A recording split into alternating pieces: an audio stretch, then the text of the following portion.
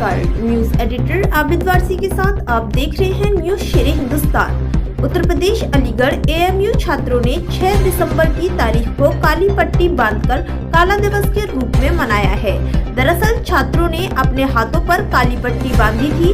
आज के ही दिन 6 दिसंबर 1992 को बाबरी मस्जिद को ढाया गया था, इसलिए एएमयू के छात्रों ने काला दिवस के रूप में मनाया।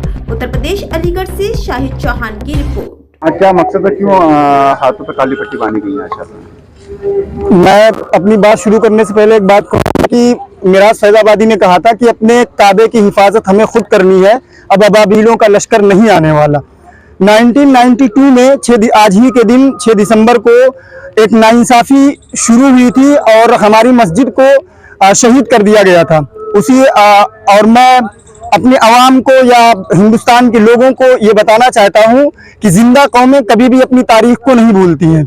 और वो नाइंसाफी आज इस हद तक बढ़ गई कि 1991 का एक्ट आने के बाद भी आज तक तमाम लोग जितने भी गंगा जमुनी तहजीब को ख़त्म करना चाहते हैं हिंदुस्तान से, या इस्लाम पसंद या इस्लाम से दुश्मनी चाहते हैं, वो लोग आज मस्जिदों पर और दरगाहों पर पिटीशन डाल रहे हैं कि इसके नीचे मंदिर है।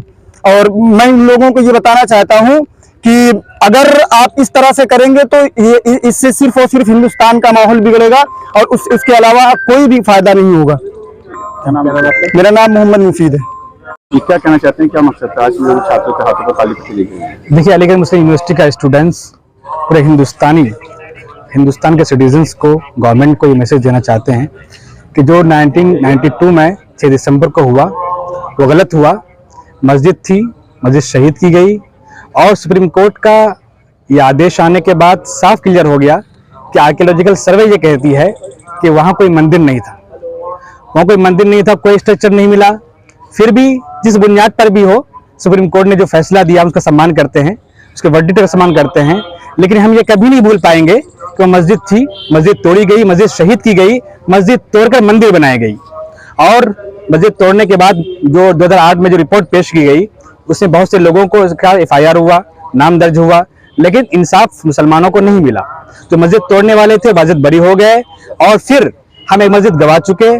फिर यहाँ पर कुछ सरपसंदों ने हमारी मस्जिद पर पिटीशन डालकर उसको भी हटाने की कोशिश कर रहे हैं। हम उसको कंडेम करते हैं और हम ये गवर्नमेंट से और प्रेसिडेंट ऑफ इंडिया से ये रिक्वेस्ट करते हैं कि ये जो 2 नेशन थ्योरी का जो कॉन्सेप्ट फिर से बनाया जा रहा है और हिंदू मुस्लिम के दरमियान जो नफरत फैलाई जा रही है उसको रोका जाए और मस्जिद पर जो पिटीशन दाखिल की जा रही है 1991 वर्शिप एक्ट के तहत उसको रिजेक्ट किया जाए और ये श्योर किया जाए कि 91 एक्ट जो संविधान के तहत पार्लियामेंट से पास हुआ है वो अपर लेवल पर है, वो सुप्रीम है। और जो पिटीशन डाल रहे हैं खुद सुप्रीम कोर्ट को इस पे अपना नोशन लेना चाहिए और इस सब रिजेक्ट करके मुसलमानों को इंसाफ दिलाना चाहिए।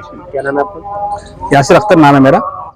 ये क्या कहना चाहते हैं, क्या मकसद है? देखिए, आज अलीगढ़ मुस्लिम यूनिवर्सिटी के छात्रों ने ब्लैक डे मनाया काली पट्टी बांधकर, और इस ब्लैक डे को मनाने का हक हमें जो है वो हमारा संविधान देता है, हमारा आइन देता है। एक बात। दूसरी बात ये है कि सुप्रीम कोर्ट के जजमेंट की बात होती है तो मैं उस पर ये कहना चाहूंगा कि सुप्रीम कोर्ट के रिटायर्ड जज ने कहा कि supreme court is supreme but not infallible. Supreme court का जो फैसला है वो फैसला है, सिर्फ वो इंसाफ नहीं है। और दूसरी बात ये कि सबसे बड़ी चीज इस देश में जो है वो हमारा कानून है, हमारा आइन है। जिस तरह से आप देखें कि संभल में और ख्वाजा मोइनुद्दीन चिश्ती की कब्र पर और इस तरह से न जाने कितनी मज़ारों को, तकरीबन 5000 से ज्यादा मस्जिदों को हिंदुस्तान में ये दावा किया गया है कि उनके नीचे मस्जिदें हैं। कोई भी जांच कमेटी हो, सबसे बड़ी चीज इस देश में जो है वो हमारा आइन है, हमारा कानून है। और जब कानून ने यह कह दिया कि जब हमारे कानून का ये एक्ट 91 एक्ट ये कहता है, 1991 एक्ट ये कहता है कि 49 से पहले जो चीजें, जो मस्जिदें, जो भी धर्मशालाएं हैं, जो मस्जिदें हैं, जो पहले बाबरी मस्जिद के अलावा जो चीजें थी वो वैसी ही रहेंगी।